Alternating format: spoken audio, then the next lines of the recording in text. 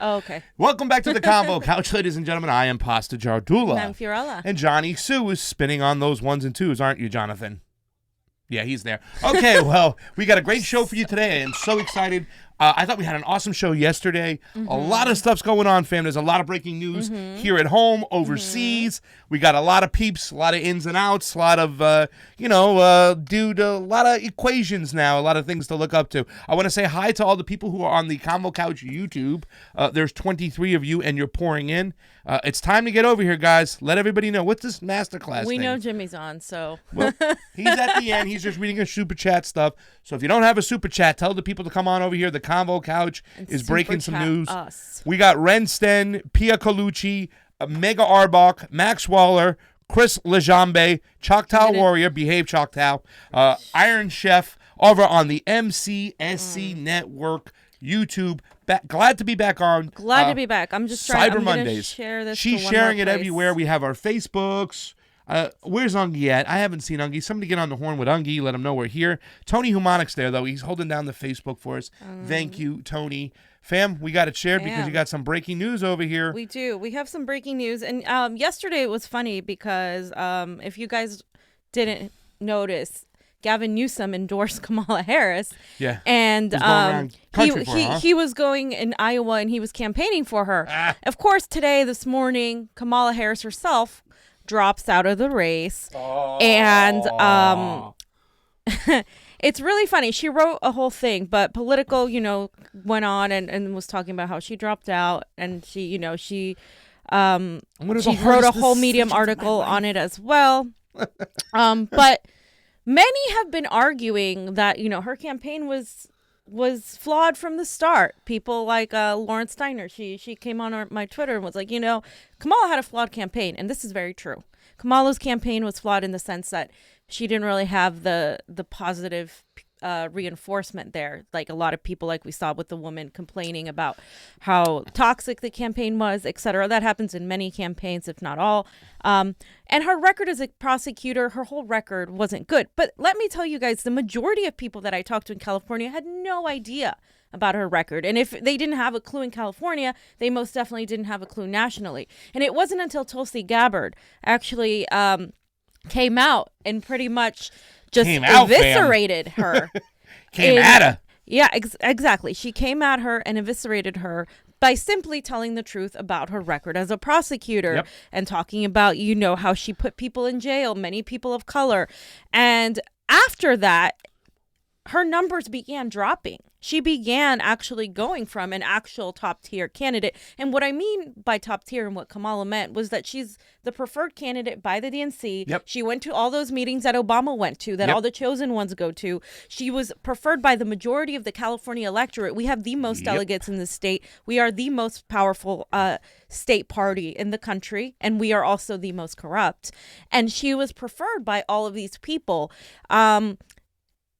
She started dropping after that.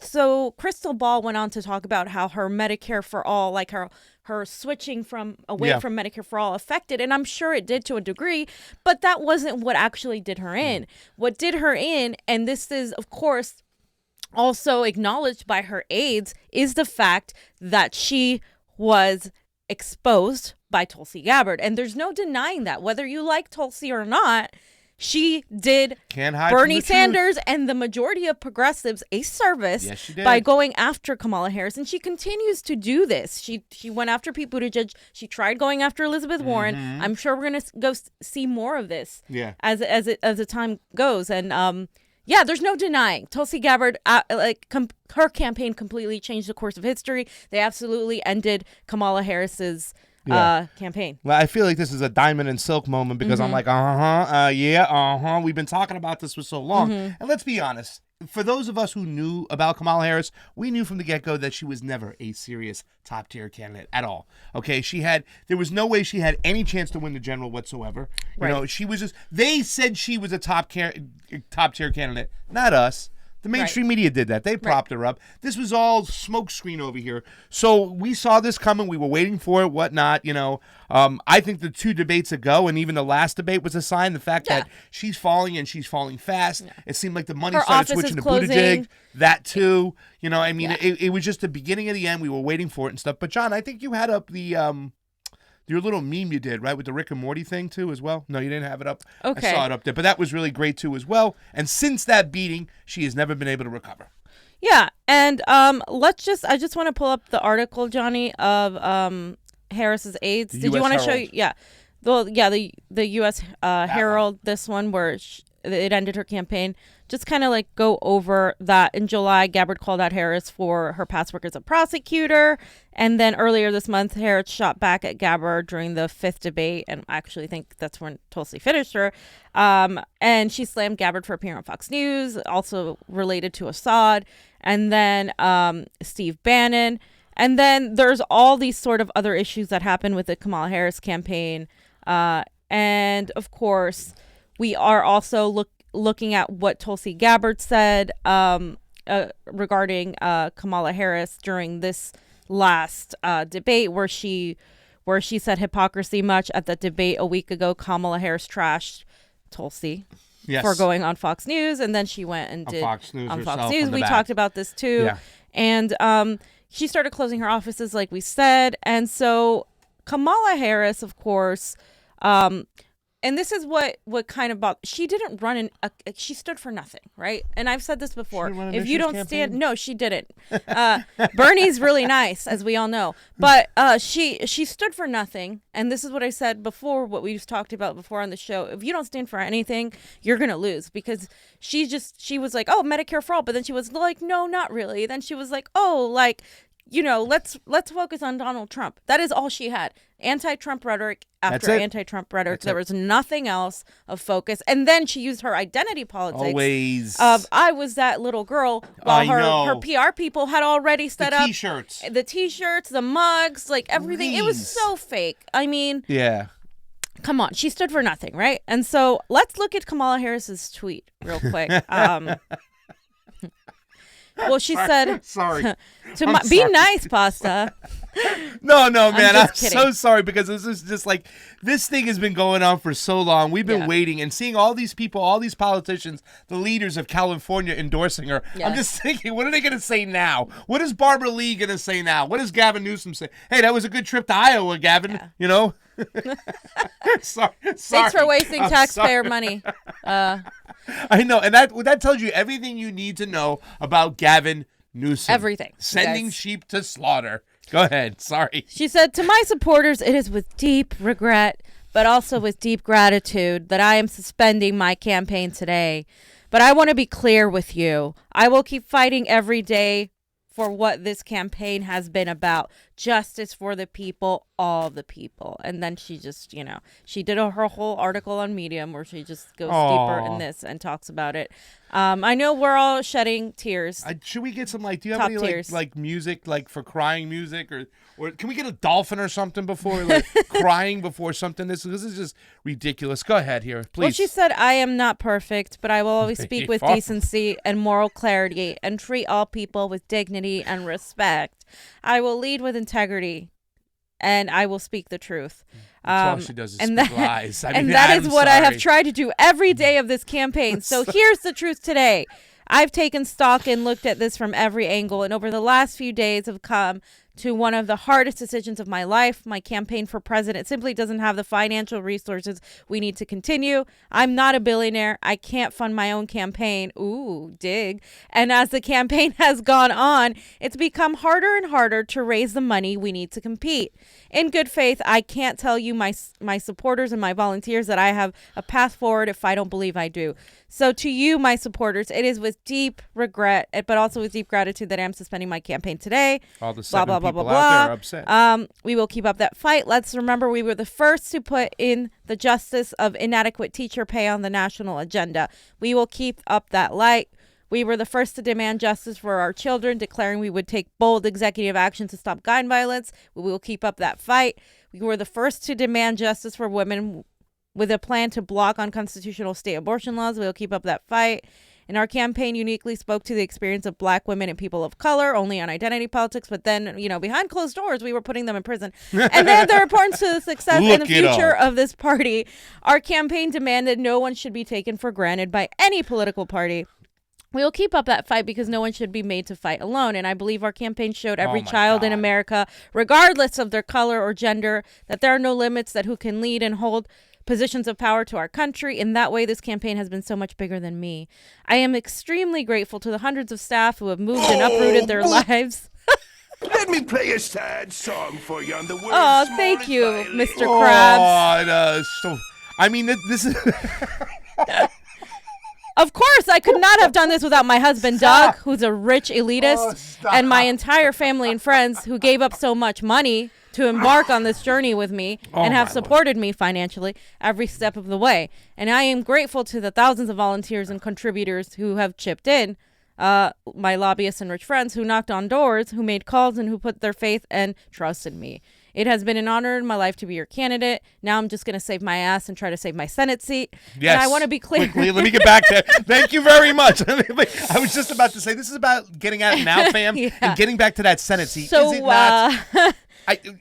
Here we go. Okay. I am no longer for president. I will do everything in my power to defeat Donald Trump and fight for the future of our country and best of who we are. And of course, by doing everything to defeat Donald Trump, I mean not voting for Bernie Sanders and not endorsing Bernie Sanders because I really don't care about Donald Trump. I know you will too, so let's do that together. Okay. All so right. Thank blah, blah, you, blah. Kamala. So she's trying to save her butt so she can stay in her Senate seat. Now, I want somebody to primary her. It's a little late, but I mean, I think that would have been amazing. I think we need to primary her eventually. This time, is it? No.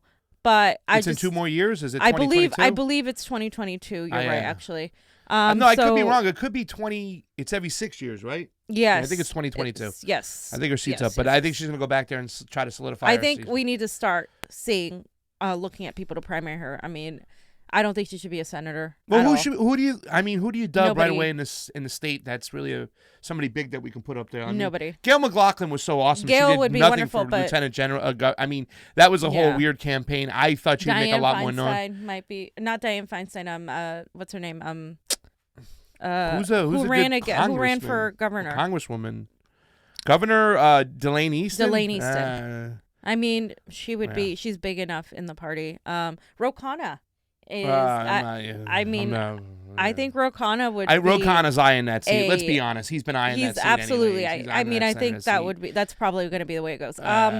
So let's look at the reactions on Twitter because there was a complete difference between the way presidential candidates reacted. I got a question for you first before we go to reactions on Twitter. Right off the hip, who do you think is the next person to drop out of this race? I think Inslee. Who? Inslee. He's already out, right? He's out? He's been gone, right? I think Jay Inslee's gone. No. I mean, I don't care. Anybody who Klobuchar. Who's the next on the stage? You think it's Klobuchar? I think it's either Klobuchar, but I think it's Cory Booker, too. If you start looking at the polls, he's below 1%. And Cory Booker is like the same thing as Kamala Harris, except the male version of him. You know what I'm saying? Rich, entitled people that act like they're poor, woe is me, and they've done just evil things as far as Cory Booker's tried to lie his way out of it at the KDM, but he prevented older people from getting cheaper medications that really needed to do that. And Kamala Harris, like that one video we saw where the guy was saying, "Oh, she the police." She put a lot of people that looks like me in jail. I mean, she got and a that's lot of. What she did. Let's be very clear. She got a lot of criticisms from the Black community, the Black community that's been paying attention to what she's been doing to them. Yeah. And the policies she's enacted that have hurt their community, and she started getting a lot of shade from them, and they were a lot of the people that were extremely vocal about Kamala Harris and saying no, we're not with her, etc. But okay, so no, I agree with you on Cory Booker. Amy Klobuchar. She's up there too. And then how long till Buttigieg falls? I don't think he's gonna drop out. They're propping him up way too much. But the smoke screen with him, just like Kamala, is what I'm feeling. Who am I thinking about? Steyer? Steyer, that's who I met. I think Steyer is not getting. I think Steyer's just getting breaking warmed up. news. He actually made the debates. today. It was, But he's going to definitely stay into California. But let's look. Yeah, I think he's going to stay through California. But let's look at the actual poll numbers though, because the poll numbers are obviously not representative. Dude, I mean, Bloom beat though is that's what I'm saying. Yeah, I mean, come on. Just enters the race and somehow he's already made the debates and Tulsi Gabbard hasn't. He all of a sudden has 6%. Yeah, like, give me who's for this guy aside from really, really, really, really, really rich people? Nobody. And, and he's 77. Why aren't we talking about how old he is and how he's likely to have a heart attack? Like, why aren't we talking about that? Oh, because he's so rich and he controls the media. He's older than Joe Louis. Et cetera. So, no, like, F that. Like, Bloombito has got to go. But I think Pete Buttigieg is the one we need to keep our focus and attack on as Warren. Okay.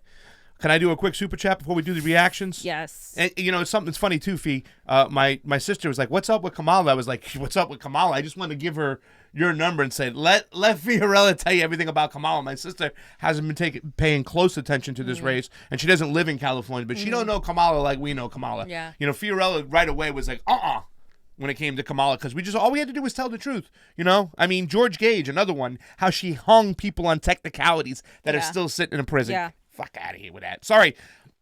Baltazar, thank you for the super chat contribution. Baltazar228, and it is always appreciated on the couch. You are so annoying. When you stand for nothing, you stand on tables. Unfortunately, the K-Hive, K-Hive, what is that? K-Hive, the Kamala Beehive. The K-Hive will likely roll over to Peter Bourgeois, who stands for Senior Dance Exercise. That's another thing I want to talk about later, because you're right. What's that?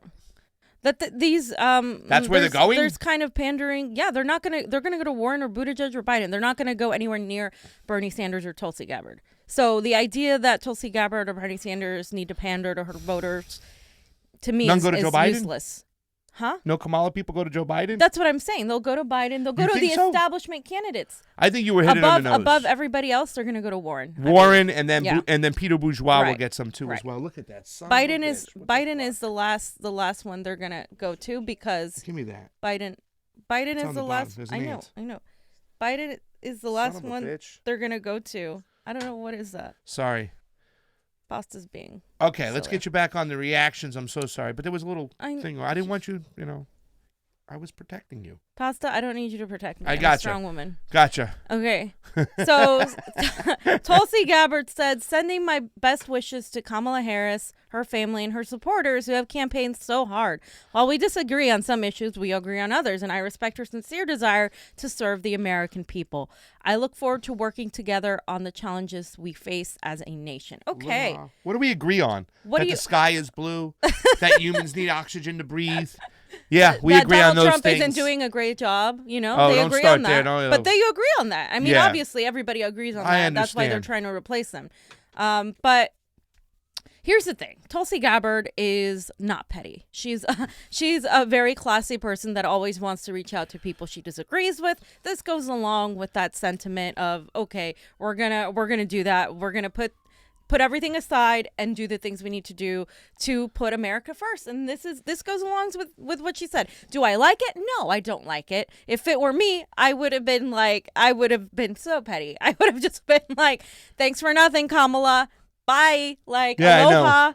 Like you saw what I put, right? Yeah, that was great. I don't have my phone with me, but I would have put down Kamala, you were never a serious candidate to begin with. Thank you for dropping out. This is the only top tier thing you've done since the beginning of your campaign.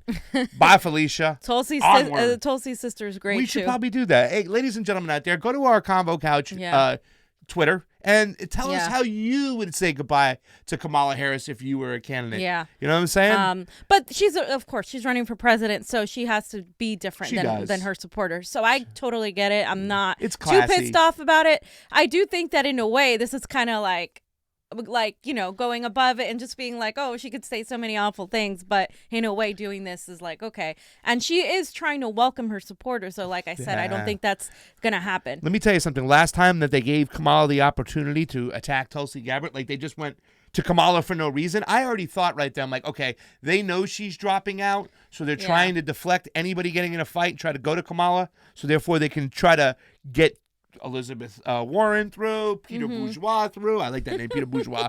And like, I think that's why they were doing that. So I had a kind of like I'm like, wait a second, because she even was stupid in her acting. Like, oh, what, me? Yeah, like you knew that was coming, you dummy. Sorry, I shouldn't say that. No, but I agree. I agree with you. Let's look at Bernie Sanders and what he said. Oh, Nina Turner first. Nina, come on now. All right, this one, I also wasn't crazy about. So Nina Turner, thank you, Kamala Harris, for being in this fight and for showing the next generation of black and brown girls everywhere that they can aspire to anything they set their minds to. We may not have agreed on all things, but you brought an important and much needed voice to this race. Yeah. So I entirely disagree with Nina. I don't think she brought anything to this race. Yes, she did. You don't even have to be that bright, and you can run for president nowadays in the United States. That's what Tina's saying. Like, you don't even have to be on the map. You don't even got to be on the issues, and you can still stomp your feet and run for president. So Nina Turner, of course, is another class act. She's never gonna, hit super low like that. She will when she makes speeches at Bernie's rally, and she won't say names, but you'll know who she's talking about. But yeah, I mean, this is what they're gonna do. It's annoying to see, I mean, to people on the surface who didn't know much about Kamala, she is a woman of color, so I guess it can inspire some people. But when you know her record, you're like, no, dude, she's actually hurt the majority of these people. So she's everything bad about the Democratic Party. We need to get farther away from the Kamala Harris as possible, to be honest with you. Personally, I would like one of these candidates to be like a little bit more savage. Like if Mike Gravel was those teens, he would just be like, bye, Felicia, or just something really I think that's this generation and under want to see that more. Yeah. Like Sophia, she's a young one, and she we don't want to see any more of this political BS platitude stuff that's not even actually real. I think the idea that we need to still keep these appearances is gonna die off very soon. I would like to have seen that. And now we don't have to worry about truancy being enacted in the United States. Bye, Felicia. Hashtag Epstein didn't kill himself. Yes, something like that. I agree. Yeah. Bernie Sanders. Thank you, Kamala Harris, for running a spirited and issue-oriented campaign. Issues? No, what Bernie. Issues? I look forward to working with you to defeat the most dangerous president in history and ending the hatred and divisiveness that he has created. Now, I know for a fact Bernie doesn't write these tweets. I know he's not writing the tweets. I know it's some staffer or somebody writing these tweets for him. Yeah, no, you could have said everything else. The issue-oriented campaign is entirely false. She ran everything but an issue-oriented campaign. All she did was talk about how Trump is so bad, and Trump is this, and Trump is that, and I'm a woman of color, and Trump is bad, and Trump is bad. That's all she did. There was no issues at all. Nothing. She's a very, very vapid candidate. It's all about herself, a classic narcissist. Zero knowledge on foreign policy. Zero knowledge on foreign policy. Her answer on Kashmir was ridiculous. Her answer on everything, foreign policy-wise, is ridiculous. You want to talk about Putin?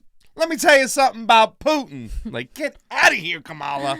Remember that one? That was in the first debate. She was getting all, you're going to stand up to the Russian Putin? All right, sorry. No, just notice how similar these responses are between Bernie, Tulsi, and Nina. It's pretty similar. So, again, if people are going to criticize any of them, just note that, they're running campaigns. They can't necessarily go and do the dirty. But the rest of us online have been far more vicious. We have a responsibility to be as dirty as... You do. As supporters, as progressives, as whatever you want to call yourselves, you have the ability to say the things that they can't say. So keep doing that. All right, let's get to some Super Chat contributions. And it is always appreciated on the couch. Mikey Youngie, Mikey U. Sorry about the Cardinals. Okay, look, if the Dems want to support a tool, they should nominate a friggin' screwdriver. I agree. Cannabis Sativa says, lick fingers, get money. Joe Biden. Thank you for the Super Chat contribution. As it is always appreciated on the couch. Denise Gibson, 53. So how did the others qualify if the excuse to keep Tulsi out of the next debate was it because it wasn't published in the USA Today?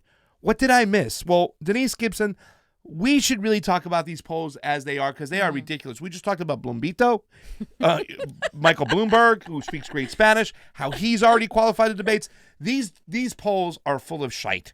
Okay, these things are even worse than the polling situation because they don't have to give you any data on how they figure these things out. Yeah. They can just excuse things. I mean, this is the same pollster we're talking about that they just excused in the new, was it the Boston Globe or the new, whatever it was the same poster from another state, from another paper that they used, and it was okay there. But when she's polling at 6%, we know what it is.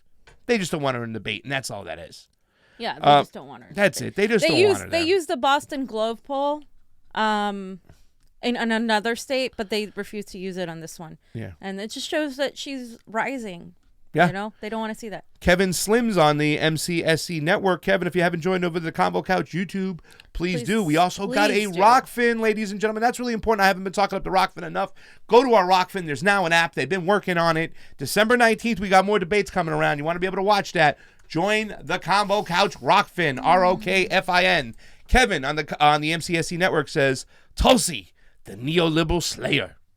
I did say that yeah. I said that was a great sound. Tulsi, the neoliberal slayer. Oh, like Buffy. David Mallorca is over on the Convo Couch Facebook with Jeff Pearsons, Keith Ward, Roshan, Mikey Hughes in both spots, Gilbert Flores, Gabriel Ramirez. What's up, fam? Dan C. Posner. I'm so sorry. They're all watching on, and Steve Wilbrand, if I haven't said his name 5 times because he's our man. They're all watching on the Convo Couch. Congrats to some of my friends who have been hired as field organizers locally in this area, by the way. Madeline Kelly Merritt got hired from the Bernie Sanders campaign. Betty Dumas. Danny Garcia. Who I know is Danny Garcia. I'm so happy. Danny Garcia is a wonderful, actual progressive. I'm really, really, really excited. He's awesome. And tomorrow we'll be reading the names of the new patrons from November, turkey season, on tomorrow's show. I want to thank you all who joined our Patreon, helped us out. We really put that money to work. We went to the California Dem convention in Long Beach a couple weeks ago. Really got some great footage up there. I know you guys like to see us on this couch and talking. Go check out those videos. There really is. I mean, we turned that press conference into a foreign policy press conference. We own the room. The Convo Couch slayed the room, and we had some other friends in there with us, District 34, Lawrence Steiner.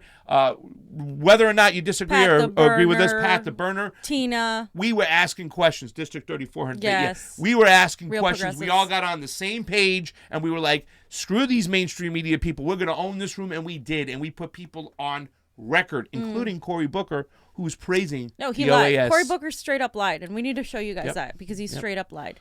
Yeah. Okay, so real quick before we move on, go ahead. Can we talk about what this means for the future? Like, okay, I kind of want to do a little speculation. Like, I don't think Kamala was supposed to drop out this early. No, she was not. Absolutely, no way. That's what I'm saying. She was supposed to make it into California. She was supposed to make it through California. Yeah. She's supposed to take some of the delegates, and then take them and give them to Warren or Biden. The biggest thing she was supposed to do was peel as many California Democratic votes away from Bernie Sanders. Right. That was her main goal for the establishment. They know she really had no chance to win. But I would go further than that, Johnny, and I would say she was supposed to actually be the reliable. She was the one they were looking for to be the nominee. Well, right, but I feel like she dropped out still, even though, the bad record and everything. I guess she said she has no money, but she could have still continued, I guess. Yeah, it's not. She has no. It's not only about the money. I think she's being disingenuous. It's about the fact that her record's been exposed to a lot of people, and that's what I'm saying. Like, nobody had a rally. Gabbard. Here's the thing: Bernie Sanders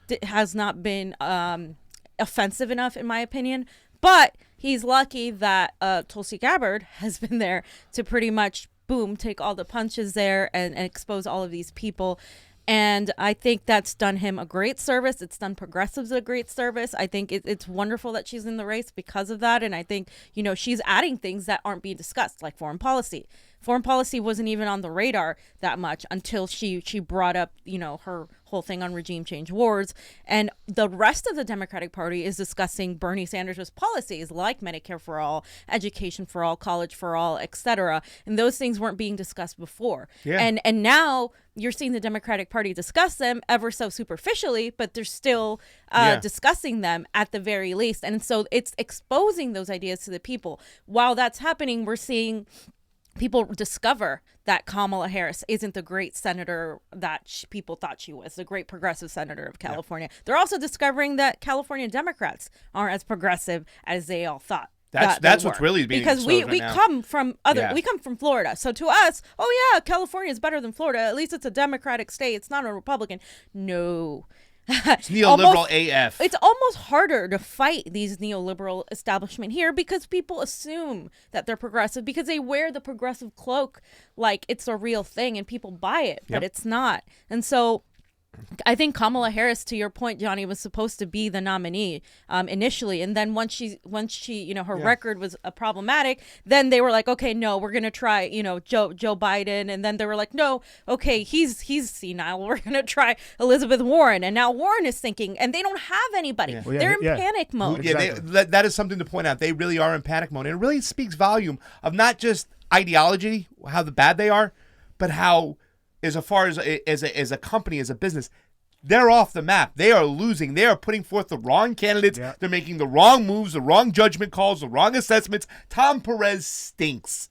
He's awful. Okay, Nancy Pelosi needs to go. Dianne Feinstein, all their leaders really just stink. They're the byproduct of the people who moved on. Harry Reid at least had a clue what was going on. Chuck is just red baiting on the Senate floor day after day after day. They're grasping for straws. Mm-hmm. They have nothing. They are starting to crumble. They are starting to fall, and we got to put the knife in them. And that's also what we're doing on the show is so important because we exposed a lot of this stuff, all this independent media, and we got to keep pushing forth with that because they provided us a lane to expose these people, and that's a direct result today of Kamala Harris dropping out from people like us squeaking against the avalanche.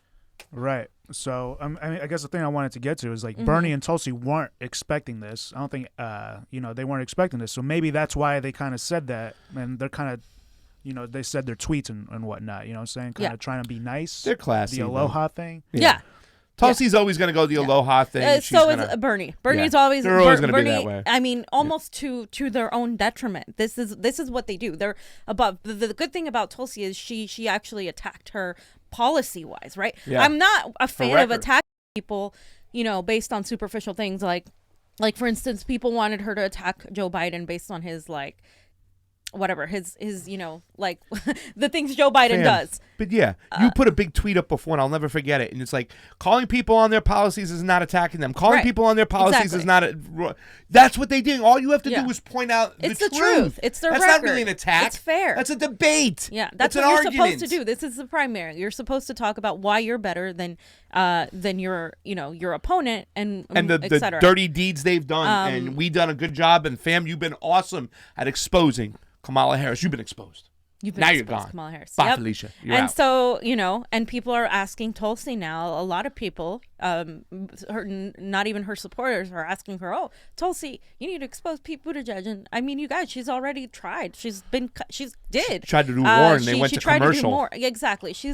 And this is why they're keeping her out of the debates. They're like, oh, crap. We got to keep her out because look, who she's going to go after. We can't let her have that. We can't let her do this anymore, And so I think that was the biggest dagger. Let's be honest. The biggest dagger was Tulsi just tearing her apart on that stage.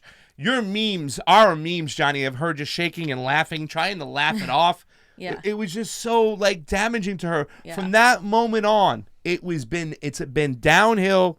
Ship has sailed. It's only a matter of time. You can dance with the drumline people as all you want, but it's not going to help your ass. And let me tell you something. The Tulsi people, a lot more class and character than we saw. Remember when Tulsi didn't make that debate? All those Kamala people are having Tulsi didn't qualify dance party and had a ton of hits. I don't see anything out there like that today from the Tulsi people and the Bernie people today. Once again, a different level of people, a different level of candidates, a different level of class. Absolutely. And I just want to point out one last thing before we move on, that I don't believe that these supporters, and I want to reiterate that, are going to go to Bernie Sanders or Tulsi Gabbard. I think that's also part of their whole tweet thing. Like, oh, we're reaching out to their supporters. A lot of supporters, Bernie supporters, Tulsi supporters are like, oh, but especially Bernie supporters are like, oh, let's welcome them, blah, blah, blah. They're not going to come to our side. The majority of these people who are voting for her are voting her because she's a woman, are voting for her because she's a woman of color, and superficial things. They're likely going to go to Warren, and then if not Warren, Pete Buttigieg, because those two lead the identity politics sort of thing. And then as a last resort, they'd probably go to Joe Biden over Bernie Sanders. Now, I don't think it's going to be Joe, but I think they're going to go to Warren. And so I think now that the race is getting smaller, the field is getting smaller, we're going to see more as to why they ran so many candidates, because this is what they want to do. They want to cover their bases as much as possible so they can all put their efforts against one candidate to defeat Bernie Sanders, because that's all they want to do. They're not running against Trump. They're running against Bernie Sanders. And we're seeing this continuously play out like that. Yeah. But these tweets that Nina Turner, Bernie Sanders, Tulsi Gabbard left, to us, we get pissed off about it because we don't want to hear it, because we're like, bye, Felicia, gone. But for those undecided voters, not the people that were going to vote for Kamala, because like you said, there's no chance in hell they're going over to there. But those undecided voters who are kind of out there, kind of looking, they look at this, especially those older voters, generations. Oh, this is a classy move. All right, I like what they did. They'll put that in the bank. It's a little token in the bank for them down the road. You'll get a few of them, but you're not going to get them. This is not the deal breaker here. Yeah. But to some people who are out there, they're like, all right, this is a classy move. I appreciate what they're doing. They're being cool when she's bowing out. So, the point is, I think my whole point, though, is to say both Bernie's campaign and Tulsi's campaign need to reach out to independent voters, to non-voters, people who aren't registered. Those are the people that are going to decide this election. Yep. Not the echo chamber Democrats. Those aren't going to decide this election. It's the people, the majority of people who don't pay attention to politics, who don't vote because they don't feel motivated to. Those are the people we need to go after. Do we have any quick super chats? Did I miss any before we go on? Real quick, I just want to say it's weird because, Kamala qualified for the debates. Yep. And then she's like giving up that, right? Because like Tom Steyer's like, oh, I want to make the debate so I can talk about it. And so it's kind of like a big deal that even though she made the debates, she dropped out before the debate. Was she instructed to do so, or was this her own decision? That's what I'm wondering. No, I think she was instructed to do so. I don't think any of this. I think everything they do is what they're instructed in. Like I said in that last debate, I think a lot of her just going after Tulsi was to try to deflect from anybody else getting harmed, knowing that she's going to drop out, knowing that her numbers are bad, that she's not going to be able to make it on. So that's why they did that. So that to me was a signal like, oh, she's dropping out. And then the talks about it after was like clear as day to me, because we start to see these establishment moves now. We've played the chess game before. They're putting a rook out. They're moving their Pasta bishop. Thinks he's better, which by the way, I'm the #1 ranked chess player in the house until I'm beaten. No, you're not, Pasta. Super chat contribution from Balthazar228. It says, I'm going to post it when I win, you guys. What does that say? Robespierre didn't guillotine himself? Huh? Robespierre didn't guillotine himself? Balthazar, I hope I said that right. Qual Darlene's, thank you for the super chat contribution, as it is always appreciated on the couch. Everybody get a Bernie card for your canvassing. Thank you so much. Denise Gibson, 53. And then, again, another super chat contribution. Denise, we love you more than Debbie Gibson. What do you know about the media blackout on Tulsi? What I know about, and there's Ron Placone calling us in the middle of the show. Come on, What Ron. I know is that they're trying to do that. They're doing it to Bernie too as well. There's a blackout. They're trying to quiet them down. Thank you, Lawrence Johnson, for the super chat contribution on the MCSE network. It's full-fledged attack. They are getting nervous. They are panicking. Let's talk about PBS excluding Bernie Sanders, fam. So PBS excluded Bernie Sanders from their long segment, and let's just look at the website. I think it's right here, Johnny. She's got it. Yeah. There it is. And yeah, they did an entire segment, and they. Can we watch that? Is that 3 minutes or 15? No, it's not worth watching. Well, I mean, Johnny, you just want to play it, but they completely excluded Bernie Sanders I want to see this. from this entire play this thing. So you want to hear it? Yeah. Just two out with 2 months to go until the first votes. Yamiche Alcindor brings us up to speed on the race for the White House. This is a Democratic field in flux. Candidates on the rise are shoring up weaknesses. Mass incarceration must end. It's that simple. Candidates whose campaigns are lagging are looking for a second wind. What are the challenges for you as a small business owner? Our kids are watching. And still other candidates are dropping out entirely. Today, it was Montana Governor Steve Bullock who left the race. He said in a statement, quote, "It has become clear that in this moment, I won't be able to break through to the top tier." Yesterday, it was former Pennsylvania Congressman Joe Sestak, a retired Rear Admiral. Despite walking the width of New Hampshire to try and boost name recognition, he failed to find national support. We have seen Americans pitted against each other. South Bend, Indiana Mayor Pete Buttigieg hoped to build on his strong standing in Iowa with a weekend church visit in North Carolina with the Reverend William Barber. The hope of an American experience. Today, he announced a new TV ad aimed at boosting South Carolina support. When I say we've got to unify the American people, it doesn't mean pretending that we're all the same. It means unifying around issues from wages and family leave to gun violence and immigration. Former Vice President Joe Biden spent the holiday weekend in Iowa, where his support has been losing steam. He also kicked off what he dubbed the No Malarkey Bus Tour. He stressed his #1 priority, defeating President Trump. Put the link of It's all the aptly comments. named. The reason we named it No Malarkey is because the other guy's all lies. And so we just want to make sure. All right. So, the No Malarkey Bus Tour, fam. Johnny, I put the link with all the Twitter, so you can go to the comments, because I want you to look at some of the commentary. Can I say something? So this is just like a trailer, right? Yeah. But in the whole, I think, hour-long segment, they didn't mention Bernie Sanders not one time. Not one time. And so this echoes what my mother told me the other day. They don't mention him anywhere. She's like, the only reason I know about Bernie is because I watch you guys and because, of independent media. And because I see the pictures of his rallies on Facebook, on his social media, etc. But CNN, MSNBC, none of those people ever mention him. It's like he doesn't exist. I'm like, yes, that's what they want people to think, that he doesn't exist. That this is a Bernie blackout, like people are saying. And why is my favorite, one of my heroes, Reverend Barber, hanging out with Pete Buttigieg? I'm going to have to give Reverend Barber a call, because I don't like to see that and stuff like that. I mean, I know Reverend Barber listens and talks to everybody, all candidates and whatnot and stuff. He's one of my heroes. Right. But yeah, once again, the blackout is continued. It started right now. It's in full-fledged. It's against Bernie Sanders. It's against Tulsi Gabbard, and they're going to continue to attack, Yeah, and I believe I put it here. Let me just. You got it? Okay. You got it? Okay. So we got some comments, right? Yes. Let me. He's going to put it up right here. Here it is.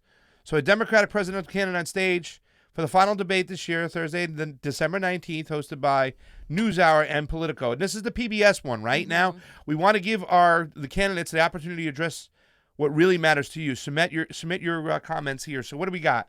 What about Bernie? Is this a joke? You couldn't once match the most popular politician in America running for POTUS? I mean, do your effing job. You have one job. Do it. I mean, it's just a scroll. It's comment after comment just going after them. But I thought this PBS debate was supposed to favor the progressives, that we were supposed to get more serious questions, that we were supposed to get out of the mainstream media freaking establishment light here, that the public access PBS was going to give us more of what the people wanted. Damn. PBS is not by and for the people. They haven't been for a long time. It's funny because PBS stands for Public Broadcasting Station. Yep. It now stands for pure bullshit. PBS not mentioning Tulsi and Bernie. I mean, they're doing this shit all the time. They are desperate, ladies and gentlemen. The establishment is about to crumble. It is about to fall, and you're witnessing it. We're winning, you guys. Yeah. We're really winning. Well, we're winning until those freaking polls screw us. Not even polling the machines. So this is what I'm not worried about, right? People are like, well, Kamala isn't polling really well in California. No, she's not. Bernie Sanders, of course, is polling decent in California. If you go canvassing for Bernie, you're going to notice the majority of people here support Bernie. That's not the problem. The problem is the electorate. The problem is those people whose votes count more than yours and mine. Those are the problem. That's how they defeat Bernie in this election, not by the will of the people, but by the manufactured idea that he's not popular. So when they go and they nominate somebody else, then you're like, oh, okay, it's backed up by these polls. It's backed up by the fact that, he's not being endorsed by these establishment candidates. And that's what it is. And if they really wanted to defeat Donald Trump, of course, they wouldn't be trying so hard to defeat Bernie. Look at this. Every single comment. Why wasn't Bernie covered in your 2020 candidates? Did they even cover Blumbito? Oh, no, they didn't cover Blumbito, did they? I can't stand it. Speaking of Blumbito, we got to get to some foreign policy. Yeah. You got some stuff going on. We got other gigs to go to. You talked about the OAS has to answer for its role in Bolivia. Mm-hmm. Now, we talked to Cory Booker, and Cory Booker stood behind the OAS, but what happened is the OAS has to answer for its role in the Bolivian coup. The OAS is an extension of the deep state, extension of the CIA, intelligence community, whatever you want to call it nowadays. The overt CIA. The overt, the hidden empire. Yeah. Okay? So, fam, you put this up here from The Guardian. What's going on? So, basically, the OAS try to make it out to seem like the elections weren't democratic, that there was a sort of cheating to get Evo Morales to win. And that just simply wasn't the case. So let's kind of read this little picture that I put up, Johnny. Many people who supported the coup have claimed that Morales stole the election. This story of fraud was given a very big boost by a statement issued by the Organization of American States, the OAS, the day after the 20th of October election, which it subsequently repeated in similar forms. The statement from the OAS Electoral Observation Mission for Bolivia announced, quote, deep concern and surprise at the drastic and hard to explain change in the trend of the preliminary results after the closing of the polls, but no evidence in support of this statement was included. However, it was widely interpreted as an allegation of fraud, and such allegations became common in the largest media since the election. So basically fake news. Right. And they use this to say, oh, well, we need to support democratic elections in Bolivia.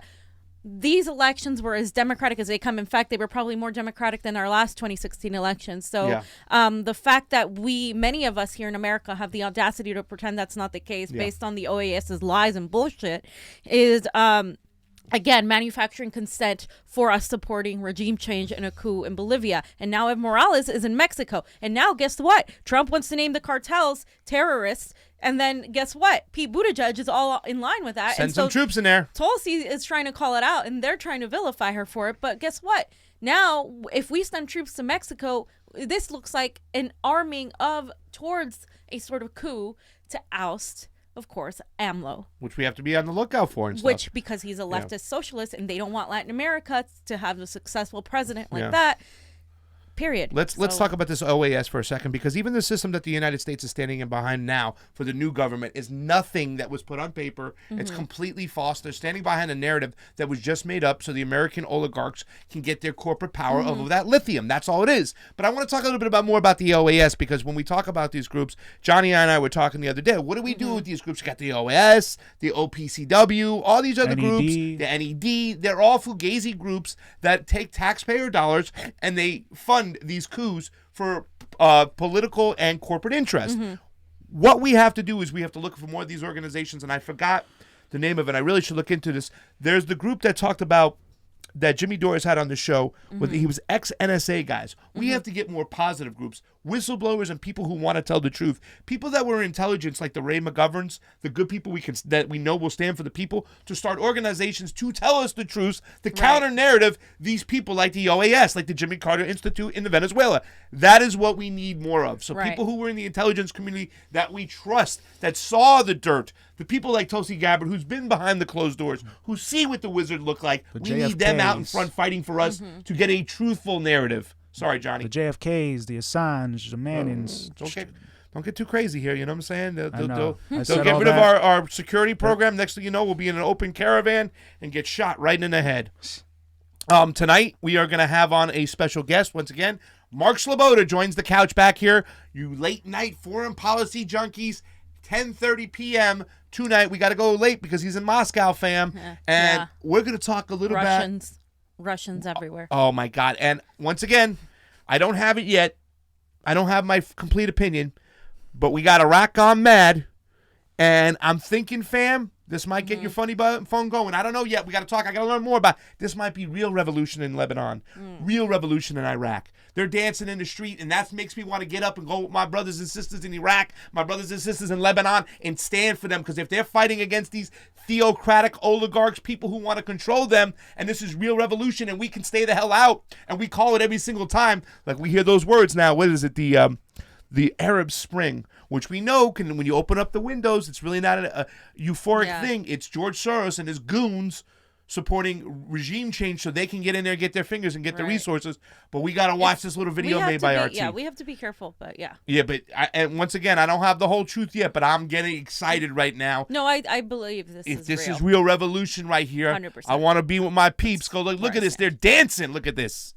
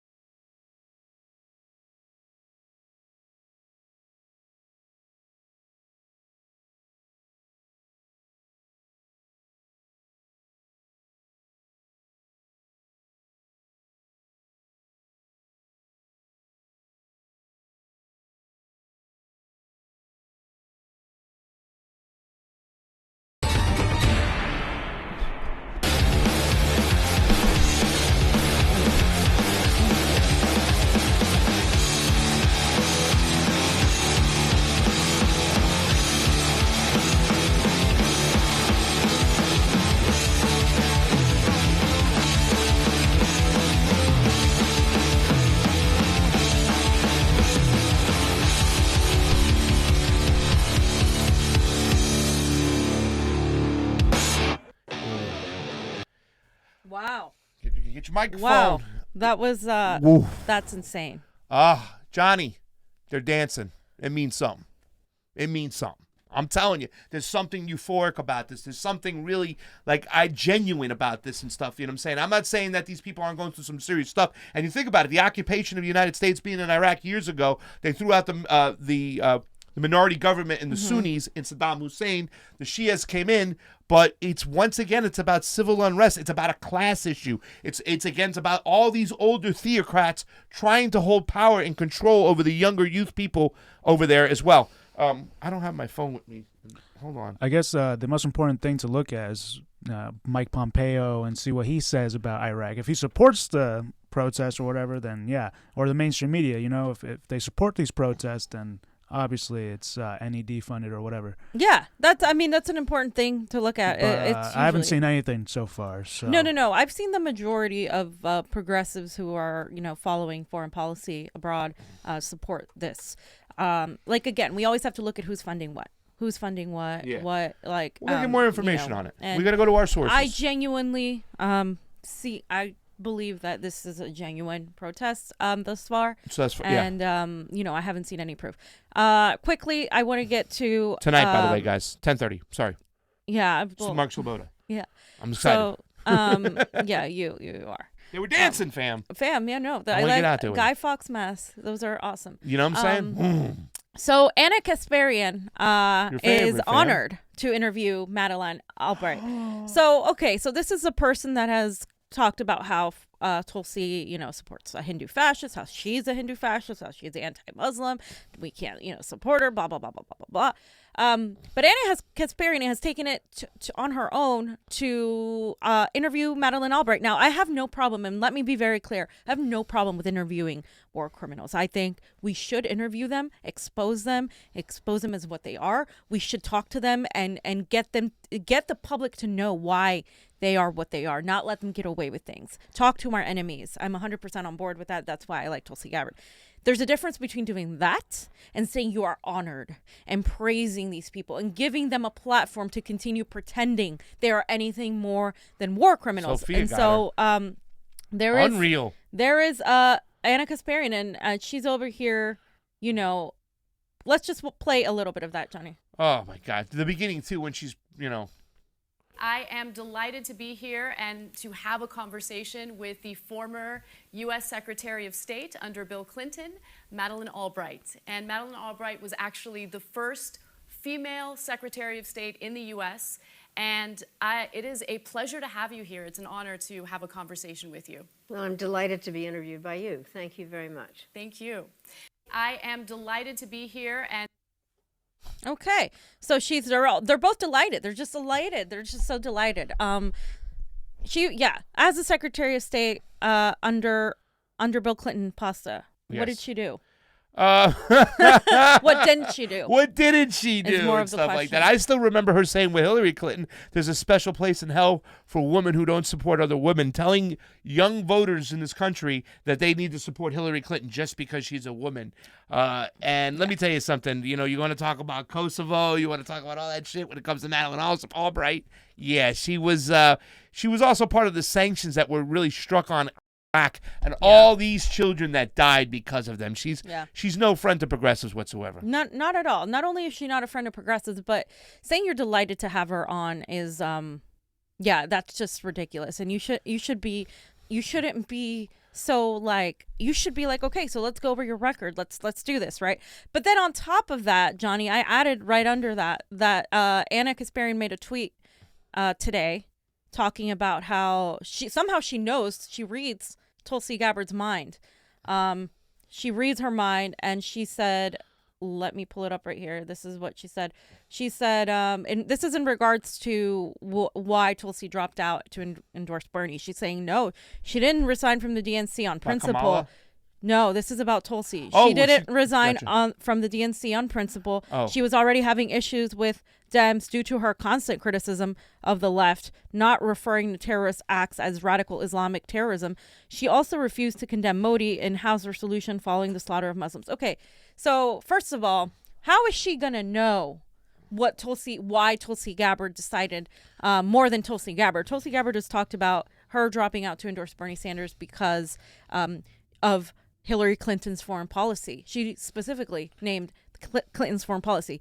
She was on Fox criticizing the Obama administration under Secretary of State Hillary Clinton because of Hillary Clinton's numerous coups and Obama's drones and Obama not separating between radical Islamic terrorists. So a lot of people want to twist us and say, oh, she wanted Obama to call them radical Islamist terrorists. Yes, he should have. You know why? Because the moment you don't separate actual normal faithful Muslims from actual radical terrorists, it's the same thing as not separating Christian fundamentalists from the radical or from the normal Christians that simply have a belief system. Yeah. And when you don't do that, you are lying to the American people. You're dismissing the facts and you're covering it up. And Pasta said this multiple times too. Well, Johnny, if you go to my Twitter real quick and just go into tweets and replies, that you just put up about what Anna was saying, and I'm just in awe because I'm reading her comment down below too as well when she talks about, I don't support the lawmakers who voted for the favor of banning Syrian refugees. Right. Go ahead, tweets and replies, and I think it's the we second one down. already know why she voted for that. Like that one right there. Now look what this says right here, and I'm going to say this plain and simple because, wow, you've become full-blown part of the misinformation generation of hacks working for the establishment. The radical Islamic terrorist label was specifically meant to describe the craziest jihadists the U.S. funded in Syria. Timber Sycamore, hashtag look it up. And that's what they were talking about because it was really disingenuous when Obama was going around saying these moderate rebels. And she responded to moderate rebels. This was disgusting. She responded to you. That was your response. That was to you. That was not to me. That was to you. That's that was to me? You. Yes, that's to you. That's how Twitter works. It says yo pasta. Okay. Oh, so she is replying to me. I don't support lawmakers who voted in favor of yeah. So I have to respond back to her as well when it came to that system as well, because we understand that what system? We have to get off, I know, real quick and stuff like that. When the immigration system, it really favors the people who are political friends of their establishment of who we let in and who we don't let in. Okay, we talk about the people in Venezuela, who we let in and who we didn't let in. It's the same thing, and Tulsi's explained a position earlier when it comes to the Syrian refugees. Right. Okay, and once again, it was just a system where anybody could squeak by. Didn't the attackers of 9/11 from Saudi Didn't they get? It's the same mentality. Like if you don't separate who is an actual threat, what people like Donald Trump and people that have bred hatred for all Muslims are going to do is they're going to put that label on everybody, and that's why she voted that way. And you can take the nuances, you don't even have to agree with it, but that is a sort of mindset that is very logical, and it's not based on reactionary emotional things without understanding the greater spectrum of things. And that's what it is. It's just, I also don't support lawmakers who undo protections for African Americans who have been preyed upon by auto lenders. Are they going full-blown identity politics at TYT now? I mean, what does that have to do with anything? $20 million from Katzenberg. They have gone I mean, why don't you just get on MSNBC and go on with Rachel Maddow now, Anna? Seriously, that's what you got? Please. Tulsi is terrible. No amount of yoga videos on her page under her record. Where are you? Oh, you know what? And once again, you're sidestepping the question. The fact. Why don't we stay on your first freaking remark? Okay, there was the radical Islamic terrorist. We know specifically who she was talking about. And let me tell you something else with this whole Hong Kong thing going on. We're talking about when Nancy Pelosi goes and talks about the Uyghurs in China. Well, it was us supporting this Wahhabi caliphate, this monarchy in Saudi Arabia, who's caused problems with the Uyghurs over there. It's always us at the end of the day. And that's what Tulsi's trying to do right here, is point out who's what. Okay, these are Saudi-funded, crazy jihadists. Now we're in China, they're over here. Our government's into it, and now you're into it too as well. Our government creates them, so bullshit. I gotta go. We got to get out of here. Ladies and gentlemen, thank you very much for joining us today. Go over to our Patreon. We're going to read the names tomorrow. To all you new patrons out there, thank you so much for putting us in a position. And please support actual progressive independent media, not, people who are now like pretty much NBC Light. And let me tell you something. They are blacklisting us. They are shadow banning us. Yeah, they are. They're hitting us hard. These new algorithms are designed to keep us out of there. Even Kevin Z's talked about his audience, the same thing. We're all witnessing it. Jimmy Dore was just talking about it with all his friends. We're part of that group. Help us, like, share, subscribe, support our Patreon. Make sure you're subscribed, because they've been unsubscribing people like your parents, my sister. All that shit's been going on. And go over to our Rockfin, ROKFIN, for Pasta Jardula. And Fiorella. Johnny Sue is still spinning on those ones and twos. Combo out. Thank you very much, everybody, for Eat the the super rich. chat. Do we have any more Epstein super chats didn't from kill this? himself. Did I miss any super chats? Oh, Sheridan Jones, $1. Thank you so much. Bye, guys. Appreciate it. Oh, there's another one. Why do you think Anna and Emma Vigeland hate Tulsi so much? Well, Fee? we kind of answered that. Mikey, you They're interviewing Madeline was paid to hate fine. her. I agree, but praising her as you munch on her dingleberries is another matter entirely. Yes. Exactly. And Right. has there been proof of the U.S. involved in Bolivia? There sure has. Watch our older shows. We talk about it. We talked about it with Absolutely. Kevin Zeese. There's plenty of proof. Plenty For of Pasta proof. Jardula and Aloha. Fiorella. Aloha. Combo Bye. out. Combo Aloha. out.